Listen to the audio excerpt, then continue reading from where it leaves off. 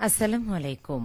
আজ সোমবার ১১ জ্যৈষ্ঠ ৭ জিলহজ ২৫ মে। বাংলাদেশ বেতার, রাজশাহী। স্থানীয় সংবাদ পড়ছি উম্মে সালমা। বগুড়ার শিবগঞ্জে গ্রাম পুলিশ সদস্য ও নৈশ প্রহরীদের মাঝে নগদ অর্থ, শাড়ি ও লুঙ্গি বিতরণ করা হয়েছে। স্থানীয় সরকার, পল্লী উন্নয়ন ও সমবায় প্রতিমন্ত্রী মীর শাহ আলম ঐচ্ছিক তহবিল থেকে সহায়তা দেওয়া হয়। গতকাল শিবগঞ্জ থানা চত্বরে আয়োজিত অনুষ্ঠানে উপজেলার সব গ্রাম পুলিশ সদস্য এবং বিভিন্ন হাটবাজারের নৈশ প্রহরীদের হাতে নগদ ২,৫০০ টাকা, একটি শাড়ি ও একটি লুঙ্গি দেওয়া হয়। অনুষ্ঠানের প্রধান অতিথি প্রতিমন্ত্রী মীর শাহ আলম বলেন, প্রধানমন্ত্রী তারেক রহমান দেশের সাধারণ মানুষের কল্যাণে কাজ করে যাচ্ছেন। একজন গ্রাম পুলিশ সদস্য কিংবা নৈশ প্রহরীর জীবনমান ও কষ্টের বিষয়েও সরকার বিবেচনায় নিচ্ছে। তিনি বলেন, সমাজে নিরাপত্তা ও শৃঙ্খলা রক্ষায় গ্রাম পুলিশ ও নৈশ প্রহরীরা দায়িত্ব পালন করেন। তাদের পাশে দাঁড়ানো সরকারের দায়িত্ব। অনুষ্ঠানে উপজেলা বিএনপির নেতারা, স্থানীয় জনপ্রতিনিধি, প্রশাসনের কর্মকর্তা সহ বিভিন্ন শ্রেণী পেশার মানুষ উপস্থিত ছিলেন। বগুড়া শিবগঞ্জে বিশেষ চাহিদা সম্পন্ন শিশুদের মাঝে অ্যাসিস্টিভ ডিভাইস বিতরণ, মেধাবী শিক্ষার্থীদের পুরস্কার প্রদান এবং শ্রেষ্ঠ শিক্ষকদের সংবর্ধনা দেওয়া হয়েছে। গতকাল উপজেলা প্রশাসন, উপজেলা প্রাথমিক শিক্ষা অফিস আয়োজিত অনুষ্ঠানে প্রধান অতিথি ছিলেন স্থানীয় সরকার, পল্লী উন্নয়ন ও সমবায় প্রতিমন্ত্রী মীর শাহ আলম। অনুষ্ঠানের প্রতিমন্ত্রী বলেন, বিশেষ চাহিদা সম্পন্ন শিশুরা সমাজের অবিচ্ছেদ্য অংশ। তাদের শিক্ষা, বিকাশ ও স্বাভাবিক জীবনযাপন নিশ্চিত করতে সরকার বিভিন্ন সহায়ক কর্মসূচি বাস্তবায়ন করছে। অনুষ্ঠানে বিশেষ চাহিদা সম্পন্ন শিশুদের মাঝে বিভিন্ন ধরনের সহায়ক উপকরণ বিতরণ করা হয়। একই সঙ্গে মেধাবী শিক্ষার্থীদের পুরস্কার দেওয়া এবং বিভিন্ন শিক্ষা প্রতিষ্ঠানের শ্রেষ্ঠ শিক্ষকদের সংবর্ধনা জানানো হয়। এ সময় উপজেলা প্রশাসনের কর্মকর্তা, শিক্ষা বিভাগের প্রতিনিধিরা, অভিভাবক ও স্থানীয় গণ্যমান্য ব্যক্তিরা উপস্থিত ছিলেন।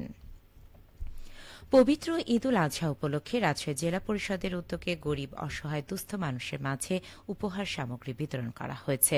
গতকাল রাজশাহীর পবা উপজেলা অডিটোরিয়ামে আয়োজিত অনুষ্ঠানে প্রধান অতিথি ছিলেন জেলা পরিষদের প্রশাসক, বীর মুক্তিযোদ্ধা অ্যাডভোকেট মোহাম্মদ এরশাদ আলী ঈশা। তিনি বলেন, ঈদের আনন্দ সবার মাঝে ছড়িয়ে দিতে হবে।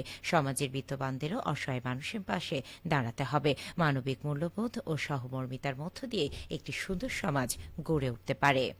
চাঁপাইনবাবগঞ্জে অসহায় ও দুস্থ মানুষের মাঝে বিনামূল্যে চিকিৎসা সেবা প্রদান ও ওষুধ বিতরণ করেছে বর্ডার গার্ড বিজিবি।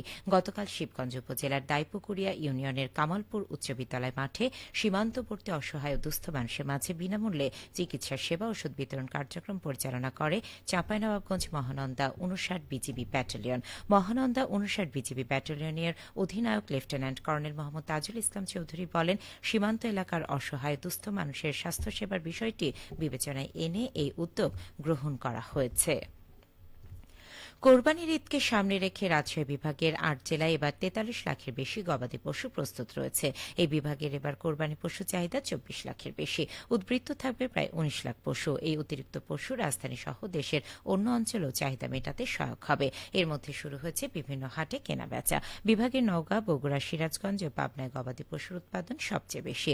সংশ্লিষ্টরা বলছেন, এবার কোরবানি পশু কেনাবেচায় রাজশাহী বিভাগের অর্থনীতিতে যোগ হবে ২০,০০০ কোটি টাকার বেশি। এর বাইরে রয়েছে চামড়া শিল্পের বিশাল বাজার। বিভাগীয় প্রাণী সম্পদ অধিদপ্তরে দেওয়া তথ্যমতে রাজশাহী বিভাগের ৮ জেলায় ২,২৪,৪৮৩টি ছোট ও বড় খামারে কোরবানিযোগ্য পশু লালন পালন করা হয়েছে।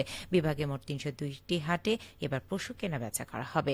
রাজশাহী জেলা প্রাণী সম্পদ কর্মকর্তা ডাক্তার আতোয়ার রহমান জানান, এবার পাচার রোধে সীমান্তে কোনো পশুর হাট স্থাপন করা হবে না।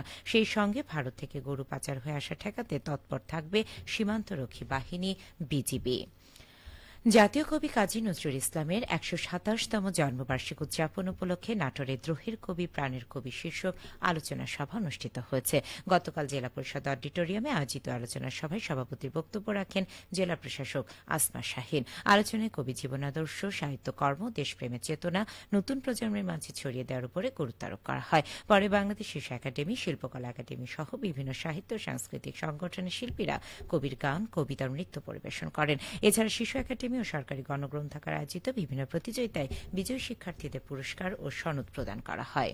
সবশেষে আবহাওয়া। আজ সকাল ৬টায় রাজশাহীতে তাপমাত্রা ছিল ২৭.৫ ডিগ্রি সেলসিয়াস। এ সময় বাতাসে আর্দ্রতার পরিমাণ ছিল ৯২%। রাজশাহী পার্শ্ববর্তী এলাকায় আজ সূর্যোদয় হয়েছে ভোর ৫টা ১৭ এবং সূর্যাস্ত সন্ধে ৬টা ৪৬। সংবাদ শেষ হল। আমাদের পরবর্তী স্থানীয় সংবাদ দুপুর ১২টা ১০।